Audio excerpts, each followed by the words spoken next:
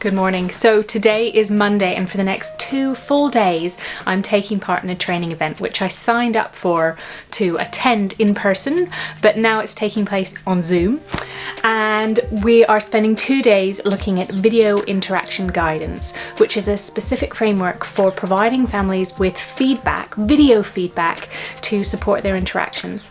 I'm really fascinated in this idea because I work with very young children, supporting parents in really making the most of play and conversation to support communication development. And it's something that I use in my in-person therapy sessions. And now that so much all is online within my own speech and language therapy service, I'm using this video feedback with families even more, and truthfully I really love it as an opportunity to really help parents notice all the fabulous things that they're doing and that their child is doing. And so this video interaction guidance is a particular framework that I'm going to be finding out more about in the next couple days, and I thought I'd bring you along.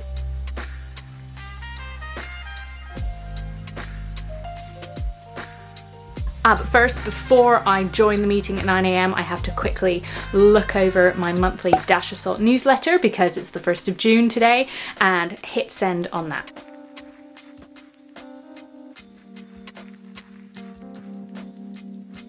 I've got this little kind of mini desk set up here for when I'm on Zoom calls, including for speech therapy sessions, because it's next to the window, so my face has got the light. I've still got the trees outside. I can have a peek at what the pigeons and the sparrows are doing out in the garden.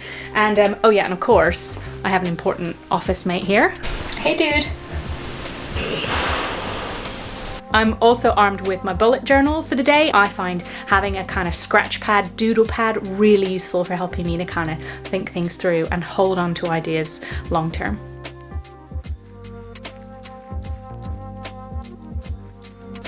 Okay, second morning slot finished, and we've got a quick lunch break, time for me to walk the dog.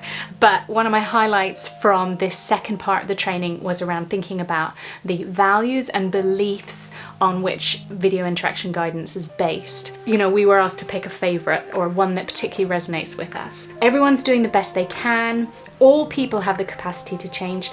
People have the innate desire to connect with others. And this was the one that I picked, particularly when I work with children who struggle with social interaction, who haven't quite figured out a lot of that, who are perhaps pre-verbal and don't do all the kind of typical aspects of communication, but they still have that innate desire to connect. People must be actively involved in the change process. Affirmation and appreciation of strengths is key to supporting change. Yes, and recognition and empathetic regard for what people are managing.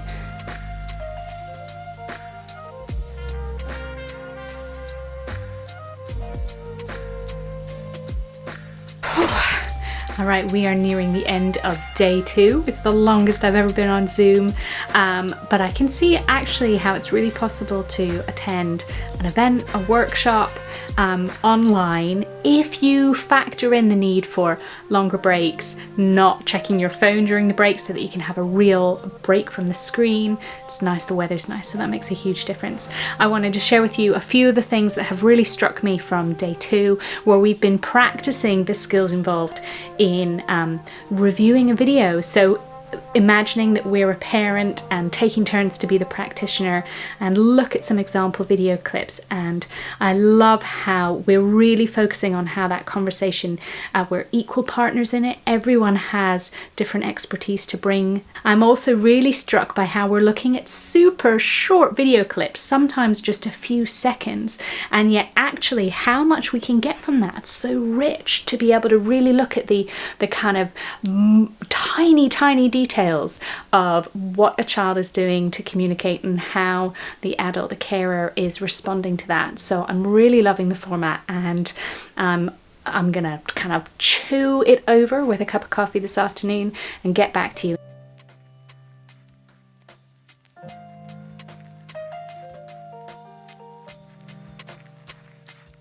After 2 days on Zoom, I took time to rearrange my room, tidy up, and just kind of mull things over. I love having time to be able to mole. Doesn't time always feel like a luxury? But there are probably three main things, I love 3 things, to give you that I'm holding on to from Vig and thinking about how I can apply even more into my practice. The first of that is around the focus on attunement. How are those two people in the interaction, the adult and the child, becoming better attuned? The second thing is how strength-based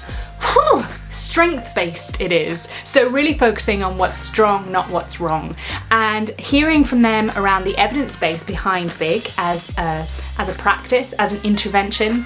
And that really brought home to me how much we can focus on what is working well, and if we use that, that's a really fantastic foundation for building and developing skills. We are simply responding and meeting a child where they're at and building on it from there. And so it's really nice to hear more ideas and information around how we can be strength-based in our support of children. And the third thing,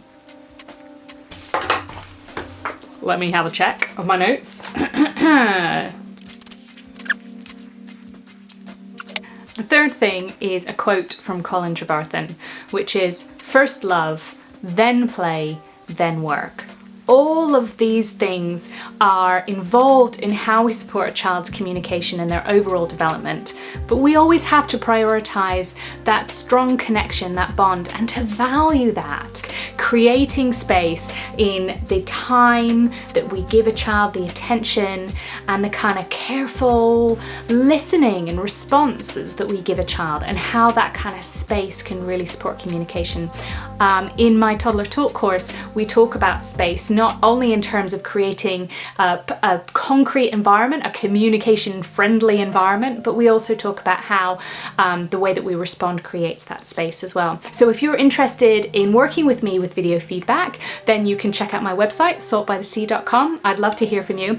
And if you're someone who works with video feedback in their own work, either as a speech and language therapist or another practitioner, let me know. I think video, whilst it can be awkward initially to look at ourselves on camera and to hear how, our accents and everything else, it can still be a really valuable way of supporting our growth and our learning for all of us, let alone for our children.